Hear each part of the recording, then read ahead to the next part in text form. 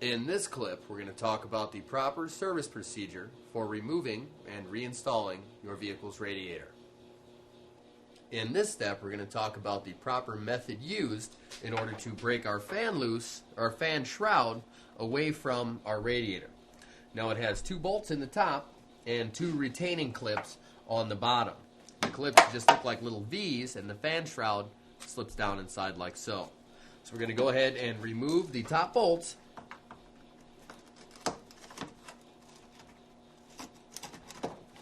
Rusty.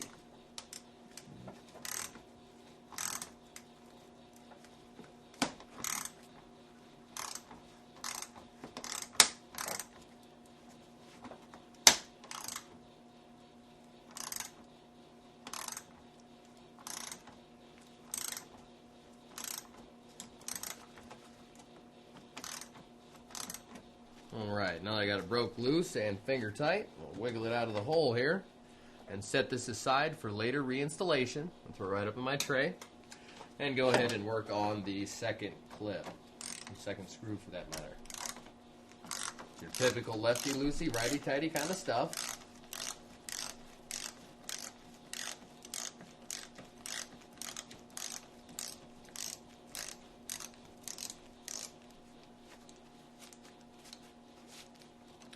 Alright, right there. That's the second screw. These are the only screws I have that mount my fan shroud. You may have more located around the shroud. Make sure to get them all out. If your fan shroud is not real free, you do have more retainers in there you're going to have to deal with. I'm going to take and slip it out of the radiator and slide it back.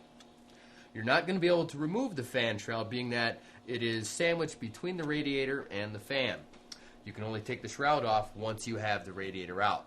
But that is the proper service procedure for removing your fan shroud from the radiator.